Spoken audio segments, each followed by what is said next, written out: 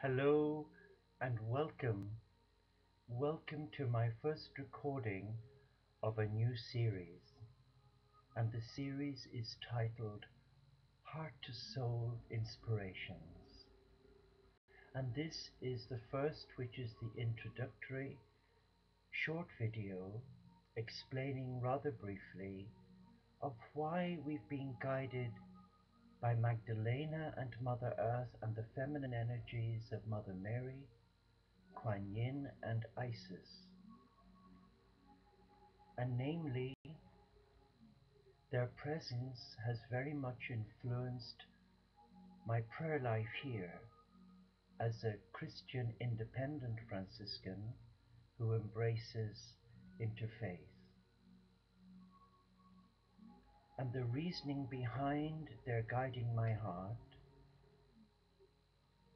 is namely to restore the ancient holy city of Jerusalem and to hopefully inspire the members, the brothers and sisters of the Abrahamic faiths, Jew, Christian, and Muslim,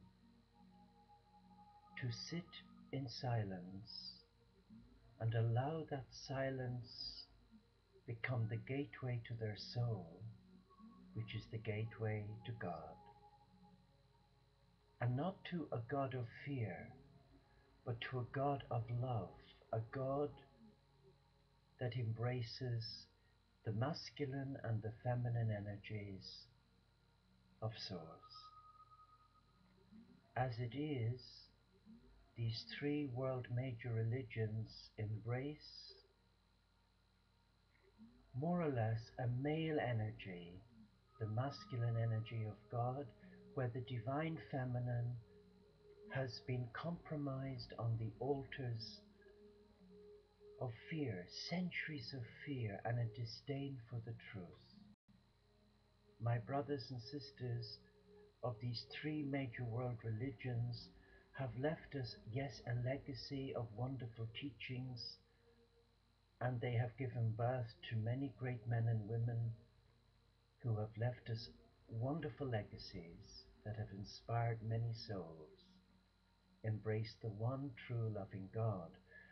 But within the core of the Abrahamic faith, there is a real sense of fear and mistrust of one for the other with each other. So this recording is not about putting any of the religions down,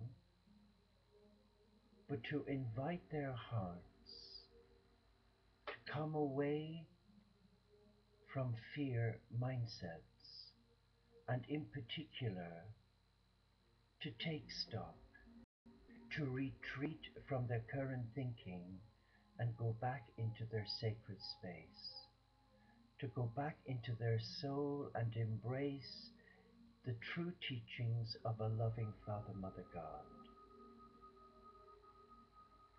And those teachings are about balance, harmony, and divine connection, where the soul embraces both the masculine and, importantly, the feminine energies of one loving Father, Mother God. What is happening today in the holy city of Jerusalem is that the three major world religions, whilst on the surface, demonstrate the pleasantries and the niceties that one would expect in the 21st century. But if one goes much deeper and looks at the relations between each of the major world religions, one can't help but be deeply saddened by man's inhumanity to man, by how the current political climate in Israel and Palestine, we see a demonstration of hate. And if we say we love the one true God, as Muslim, Christian, and Jew, then surely that love should be acutely felt in our relationships with one another, other than in the shul, the church, or in the temple. The mosque, the synagogue, and the church, yes, are special places dedicated by man in divine service to God. But that relationship with God shouldn't just be confined to a Friday for Muslim, Saturday for our brother and sister Jews, and for Christians on Sunday. It's a 24/7 commitment. And what we learn from the teachings of the religious leaders, the imam, the rabbi, and the priest during those services should spill out into our daily activities one with the other, shouldn't they? So today the challenge from the Divine Feminine and Mother Earth is to restore the feminine energy of God in our practical day-to-day relationships with one another. Because when we offend each other, we do so in the name and love of God. And when we blatantly reject the hand of love from our brother and sister Jew, Christian, and Muslim, we are actually wounding the sacred within our being. And is that what religion boils down to? Keeping up appearances and upholding the letter of God's law and totally annihilating the spirit of God's love. This series will be from the heart. There are no scripts unless I'm given one, and I come in love as a brother Franciscan who embraces all faiths. Yes, I am a disciple of Gandhi, Lord Buddha, Sri Chinmoy, and I am a follower of Jesus, the barefoot Galilean. In truth, I've consecrated my life to God in divine service as a Christian, independent Franciscan. And though my early life I was a Catholic nursing monk, but it took many years to pluck up the courage and honor my heart because my head was full of fear. And my ego and head center denied me the opportunity of embracing love, God's love, in all faiths and none, embracing all sexualities and disabilities and none.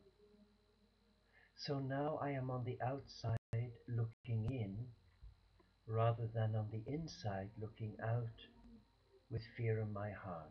My heart is free.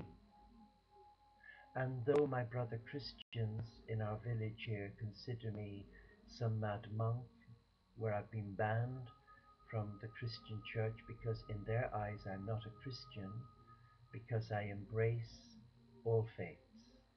Yes, there has been a price to pay for my discipleship, but I am not saddened anymore. But that for me is a confirmation of man's inhumanity to man in the name of God. And that's one other practical example of why I've been guided to do this Heart to Soul series. To empower you, break away from upholding the letter of God's law at the expense of annihilating the spirit of freedom, peace, love, joy, and compassion. The United Nations have given us the Charter of Compassion, written and inspired by Karen Armstrong, a former nun, Catholic nun, and she embraces all faiths, and she's now a highly respected teacher on interfaith. And I endorse Karen's work. The Teo community that we set up in 2006 is a community to restore God's people and embrace them through love.